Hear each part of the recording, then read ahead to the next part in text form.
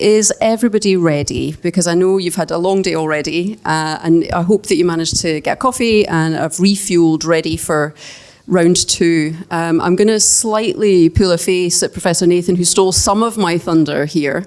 So some of these slides you may already have seen, but probably a wee bit of revision, again, is not a bad thing in this setting, because as we know, uveal melanoma is a complex disease for lots of reasons, and some of the clinical trial thought processes are a bit complicated for lots of the reasons that Paul's just spoken about. So forgive me if I'm going over some territory again, but hopefully that will just add clarity rather than anything else. So we're going to look at just a few clinical trials. This is by no means an exhaustive list, because otherwise you'd all be sitting here asleep, and it would be really rather boring at this time on a Friday when you're all kind of thinking about a glass of wine if I drone on for 4 hours talking about all the clinical trials that we could possibly cover here. So selected proportion, and I've picked trials that are focusing on uveal melanoma rather than early phase clinical trials which might accept all comers, which are also a possibility for uveal melanoma patients in some instances. So this is me. I'm a consultant medical oncologist in London, and I work with a great team of people, and some of my lovely people are in the room today, as well as some of my lovely patients, so that's very exciting. So we're going to take a step back.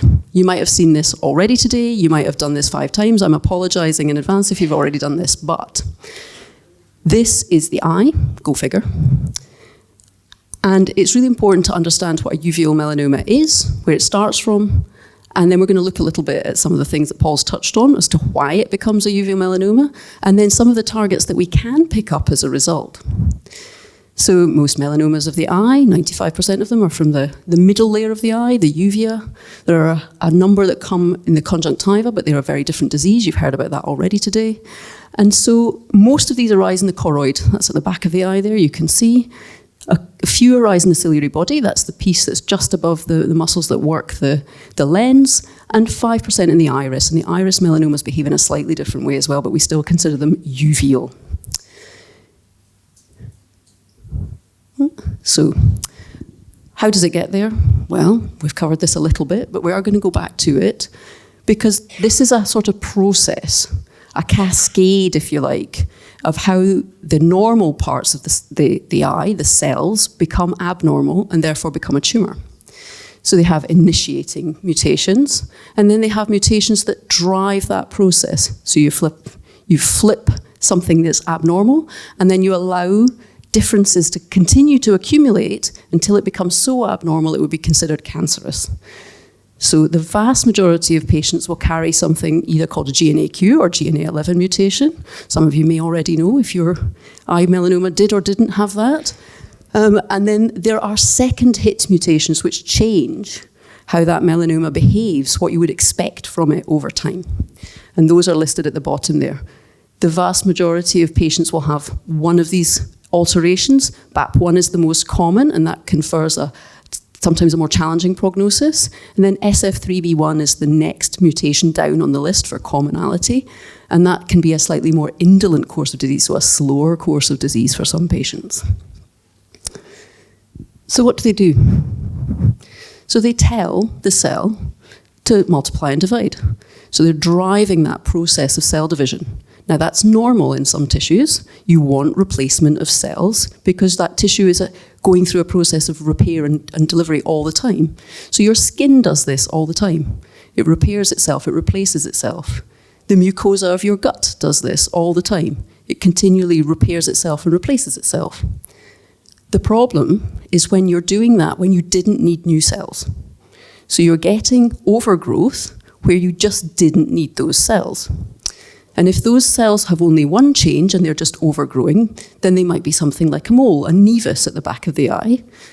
Ms. Cahill, who's over there, will see these all the time. But then if they get a second change that allows them to accelerate that process, they then can gather lots more changes in their DNA, which is what Paul was talking about earlier with this NGS behavior. We see lots and lots of changes in the DNA, and that can allow transformation to a cancer. So that then becomes something that's uncontrolled and has the ability to spread outside of the eye and cause problems elsewhere. There are some people who already carry a mutation in their cells which can predispose to this process. They are rare, but they are possible. So things like BAP1, so there are families who carry that gene, but it is rare. About 1.6 to 4% of uveal melanoma patients will come from this familial background. So it's actually a rare finding for it to be inherited or a trend of inheritance. Mostly it's a spontaneous event rather than something that's been handed down. So, in other words, the cells are on all the time. So how can we use that to our advantage rather than the cancer cell's advantage? I often say to people that cancer cells aren't smart. They make mistakes, and those mistakes are sometimes beneficial to them, allowing them to outgrow the cells around them. Sometimes those mistakes are not beneficial, and that cell will simply die, and it's never a problem to you. If we can take advantage of some of those errors that they find beneficial, we might be able to turn the cell off again and stop it misbehaving. Sounds super easy, doesn't it? If I had a switch like that I could just flip for everybody, would be all good. Sadly, it's not that easy because we've seen the complexity of the changes that can happen, but we need to go for things that are in all of the cells that we're looking at, or the majority of the cells that we're looking at. Otherwise, we're only turning off a proportion of the cancer cells when we want to be turning off at least the majority, if not all of them, in order to try and manage the cancer properly. So, what can we target? So that wee dot at the top there is a cell. Believe it or not, it's not the best cartoon in the world, but there it is. And what we're looking at here in this strip at the bottom is the cell membrane. So that's the envelope that the cell contents lives in. The cell membrane is really important in the way the cell behaves. It touches other cells and tells them where they are. It also signals into the DNA of the cell to tell it to do things, to tell it to replicate, to tell it to divide. And that's done with these things sticking on the outside of it, all these proteins. So if you think a bit like being a gonk with all the hair on the top of it, that's a bit like these cell proteins that we see on the outside. So you have things that are transmembrane proteins. They go through the membrane, outside to inside of the cell. And we also have surface proteins, they're stuck on the outside. And some things that are called peripheral proteins, they're stuck on the inside of the membrane. And quite often they talk to the other proteins down the membrane in a cascade. So these are just a few things. Other targets are possible, but these are just a wee illustration of some of the things we're going to talk about now. So, how do these possible targets and the changes we know about in uveal melanoma match up? How do we marry what we can pick off with what we understand about the genetic changes in uveal melanoma? So we've said the most common initiator mutations are GNAQ and GNA11. So these are proteins that sit in the cell membrane. It's that green wiggly radiator thing at the top there. And they signal the cell to multiply in response to signals from the rest of the eye or the environment that the cell is living in. And the pathway for that growth signal inside the cell is shown. So you can see there it's going down the side towards that brown row of signals there that drive the cell to replicate, to reproduce itself. There's a drug called darovasertib. Yes, we all have to practice those names. We don't just magically know how to say them, I promise. They're all made up. They're all completely engineered, and they're usually made up by people who invented the drug. So you just need to practice them and make sure you can say them. If it's more helpful or easier for anybody, calling it Daro might be better. And it blocks one of the steps in the pathway to slow or stop cell division or replications. What you want to do is stop the cell from turning over at the pace it was. And you can see actually over on the side here, got a magic wee circle just to show you where it works. And so it blocks that thing called PKC. So it stops the cell signal being propagated down the chain. So is that useful in real life? Well, we think so. This is a tablet treatment. It's been shown to be effective at blocking the step on the pathway driven by that molecule called PKC. And it should stop or reduce the downstream drive for that cell to replicate and divide. So does that translate to an anti-tumour effect in real humans? And could it be used to manage tumours that have just been diagnosed, or those that have already spread outside the eye. Sorry, my clicker's stopped working. Oh, there we go. So first of all, we're going to look at localized uveal melanoma, so melanoma that's only in the eye. And you know that the current approach for this would either be surgery or brachytherapy, so plaque radiotherapy, or proton beam treatment. That's generally the choices in the UK for management of eye melanoma. But what we're going to talk about now is, could we do better? Could we avoid losing sight for people who otherwise would have had their eye removed because the tumour was large or in a difficult place? Or could we use a little bit less radiation, so a smaller plaque, to preserve sight for those patients? Can we change the way that we manage patients before they even get to the treatment of the primary with traditional methods? And so this study here is something called NADOM, and it's using that darovasertib drug before the patients have either eye surgery or plaque therapy.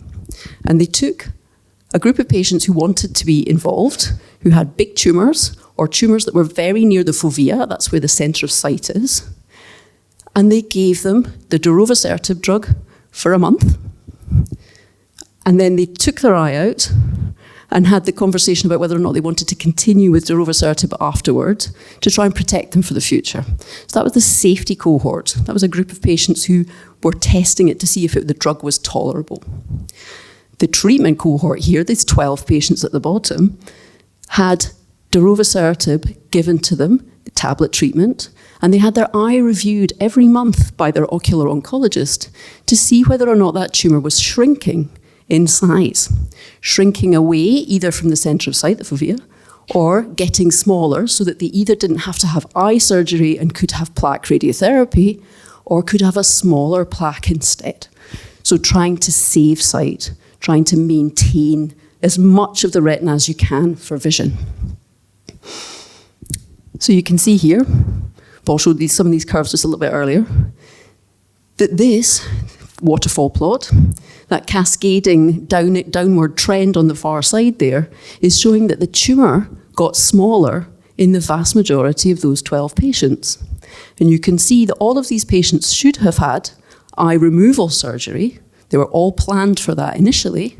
And actually, only 3 patients ended up having eye removal, and everybody else was able to have plaque radiotherapy instead and save their eye. So that was a significant change in the planned treatment and an ability to try and save the eye. You can see here that this is about plaque size. So that green bit with the blue lines on it is the tumour. And you can see the size of what they would need to use to treat it and how close it is to that yellow dot. That's the centre of sight, that's the fovea. And so it's very close, and we know that if you deliver radiotherapy very close to that piece, you will cause loss of sight eventually, or you're likely to cause loss of sight. If you can treat further away, you have much greater chance of not losing sight. And so this is the patient after drug on the far side there with the red lines. That tumour is now smaller, they're able to use a smaller plaque, and therefore less risk to that patient's vision. Now, there's always a downside. And so, of course, the drug has got side effects. These can be a bit troublesome, and so there's lots of gastrointestinal side effects that are related to darovasertib use.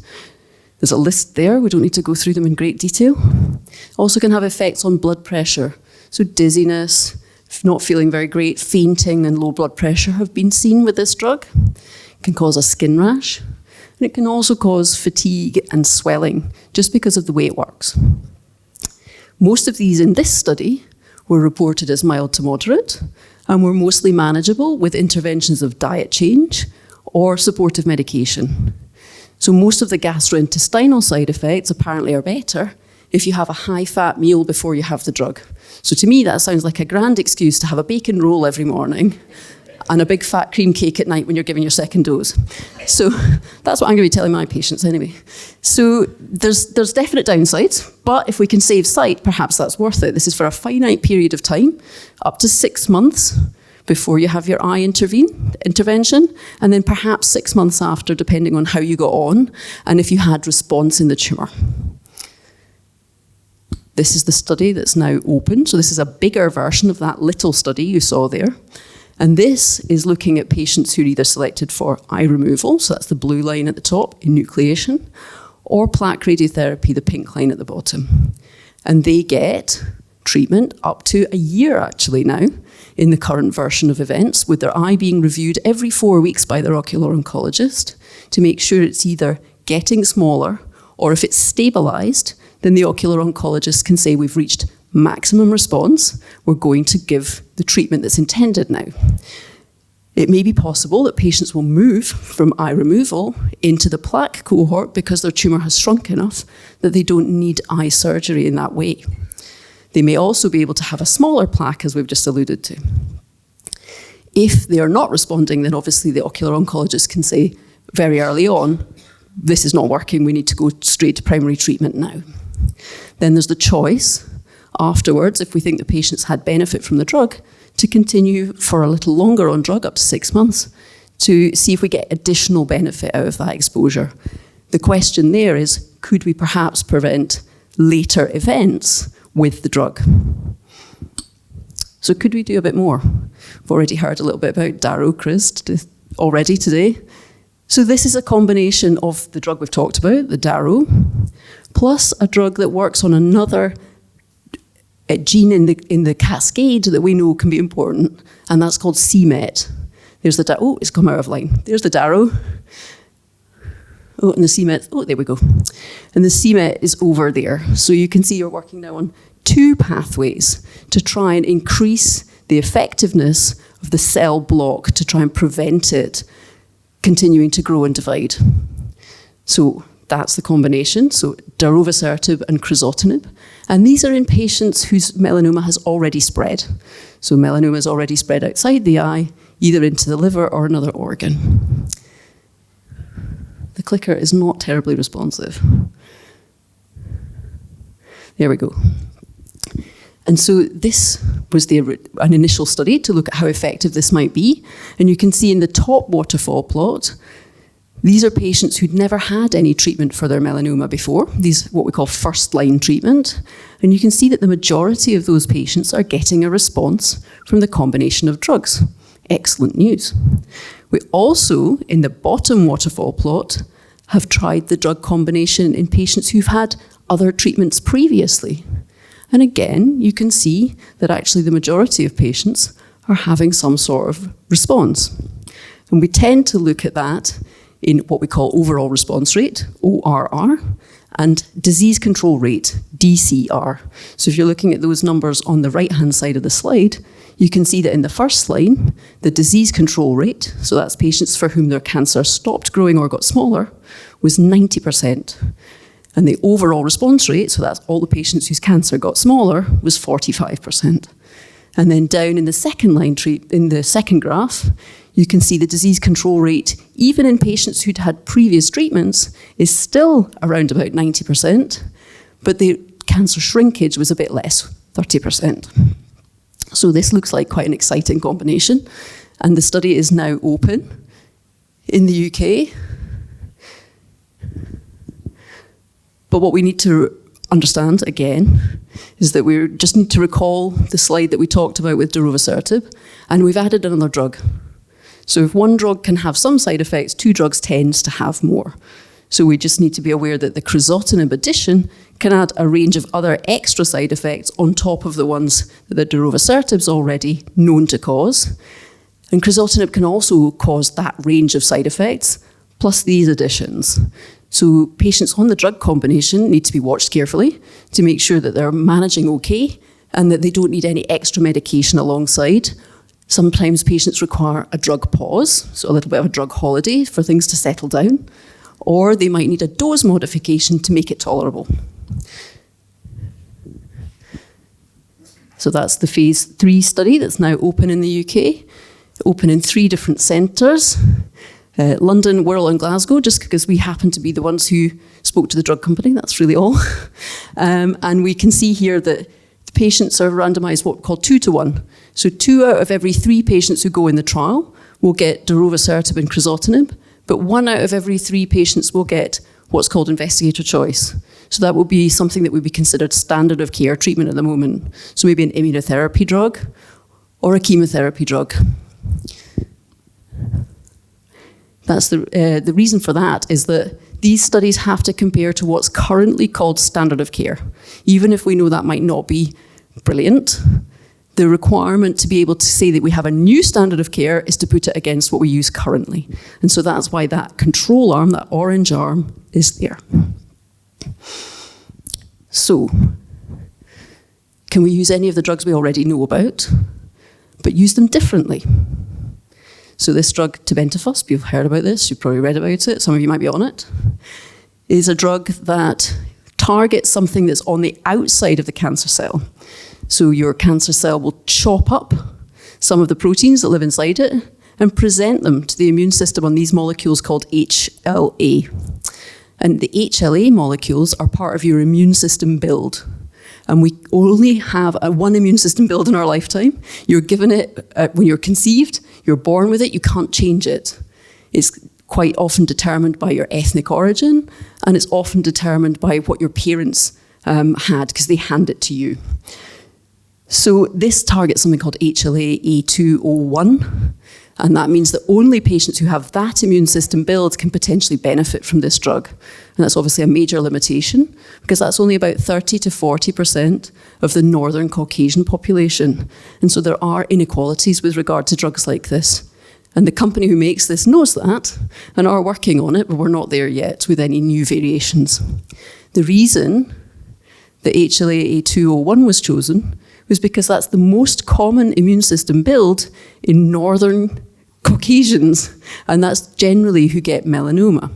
The drug wasn't originally built for eye melanoma, which is not so specific to Caucasian populations. It was built for cutaneous melanoma. But we are obviously now using it in eye melanoma.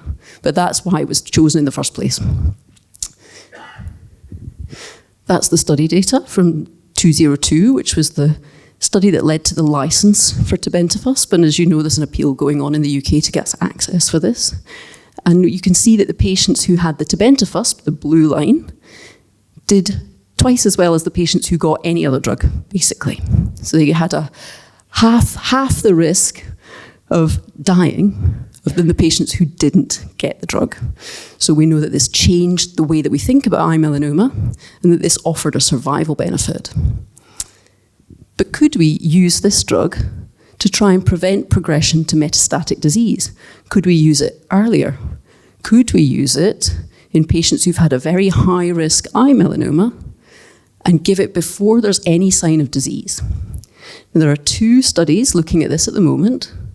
One that waits to detect signs of cancer DNA in the blood and then offers 6 months of tebentafusp, and another that's not ready yet but on its way that will go before there's any evidence that cancer has spread in an attempt to prevent that process at all. So both trials use that defined time on tebentafusp. It's not a forever. It's 6 months of exposure. And the TEBI-MRD is assessing whether or not use of TEBI can clear the cancer DNA from the blood. And ATOM, which is the fully preventative study, is looking at whether or not we can change the number of people who get their cancer back in the future. So the side effects of TEBI, TEBI's an IV infusion. TEBI's given weekly. This is not an easy drug. The side effects are usually worst in the first few weeks of starting the drug. Patients need to be admitted to hospital, usually for the first 3 or 4 doses. So this is no small undertaking on the part of the patient. There's a possibility of fever, rigors, that's shaking when you have a high fever, and reduced blood pressure. So you might need IV fluids, you might need drugs to support you when you're not feeling very well as a result. Rash is a really massive issue with tebentafusp. It causes itching. And my patients tell me that the itching is the worst thing they've ever experienced in their life and they want to strip their skin off. So it's pretty tough stuff, particularly if you don't have cancer at that point. To submit yourself to this is quite an undertaking, but you're doing your best to try and prevent it coming back and causing you problems in the future. Or at least that's what we hope. But after the first 3 to 4 weeks, the side effects settle, and it's really a very tolerable drug. It doesn't seem to have much in the way of side effects at all. So this is TEBI MRD. So this is minimal residual disease, is what the MRD stands for. There are skin and uveal cohorts in this study, and patients must have the immune system showing that build that we spoke about, otherwise the drug is no use. You can be entered to the trial up to 3 years after disease treatment for your primary. That's for the uveal cohort. The cutaneous cohort is different. And blood is taken every 3 months for 2 years, looking for cancer cell DNA in the blood. We call that ctDNA. And you might have seen some of the clinical trial data, if you've seen any of it before, that we track ctDNA experimentally in uveal melanoma patients, as it can be a good surrogate for who gets benefit from a drug and who doesn't. Standard surveillance liver MRIs performed 6 monthly alongside, so we don't do less, we do more for these patients. If cancer DNA is detected in the blood, then a confirmation test would be required. So you'd need to have 2 blood tests showing cancer DNA in the blood. And then the patient would commence TEBI for 6 months, assuming there was no evidence of cancer on the matching scans. This study is open in multiple centres in the UK. It's recruiting at pace, so if you know anybody or anybody's interested, do get them referred. And this is ATOM. So this is the preventative study. This is the one trying to stop the cancer coming back at all. So this is patients who've had their primary treatment, surgery or radiotherapy. They have what's called a high-risk tumour. So that's been defined by the study team as either a T3 lesion, so that's quite a big eye cancer, or something that has high-risk genetics. The patient must be well, because they've obviously got to have that treatment that we've just talked about, and they must carry the immune system build that means the drug can work. So there's quite a lot of caveats for entry to this study. You also need to be within 12 weeks of having had your surgery. You can't be out to 3 years, unlike the other study. The patients are assigned either to treatment or to be watched. That's a 1-to-1 randomization. So 1 patient out of every 2 will get treatment, 1 patient out of every 2 will be watched. And then we're watching them for distant relapse, so they're having liver scans, and they're also going to be having those blood tests for ctDNA that we were talking about. There you go. So you can see it, it's written a different way. And that's just showing the treatment regimen, as we've just said, the admission needing to be in for the first 3 or 4 weeks, overnight usually, and then after that is an outpatient given weekly. In this study, if there's no access to TEBI in the region in which the patient's being treated, if they develop disease, they can have TEBI within the study. So it's quite helpful, I guess, if you get randomized to the observation arm, to know that you're still potentially winning yourself something by your participation. So this has been submitted for review in the UK, or it's about to be submitted, and so we're hoping that this study might be open early next year. We're not there yet, though, are we? We're really quite a long way off of having the answers for all patients and that personalised approach that Paul was talking about earlier. It's what we would really like, but we're really quite a way off. These studies will hopefully add to the information that we need to have more choices and better options. But there are another few studies that are in development at the moment that I haven't had a chance to go into today. So there's something called COMPASS. It's running at Moorfields at the moment. This is a light-activated drug looking at treatment of primary melanoma in situ in the eye. It's usually used in smaller tumours than the ones we've been talking about in the darovasertib study, but certainly that's a possibility for patients who are having their primary eye treatment with an appropriate tumour. And then there's oncolytic viruses. So these are viruses that have been engineered to try and fight cancer cells. And that trial is in progress in some centres, and other centres are now coming online. There's another drug, it's an oral tablet called ruxolitinib. I can't say it. I was trying to practice it earlier and I still can't say it, from a company called Ocular. And that will be for patients who've had a prior line of immunotherapy and their cancer's progressed. And they may be able to go into that study if they're fit enough and well enough and want to. There's always space for more scientific consideration and clinical trials to look at the findings of the science. And always ask your team, if there's a trial you think you'd be interested in, or you want to discuss a trial with someone who's running it. The people who run these types of trials are always interested in talking to people who might want to participate. And again, I think we go to, if something's widely available, there's no point in going for 4 hours to have the thing. But if something's not available near you, then absolutely, if you're engaged to want to do it, we'd be delighted to have you.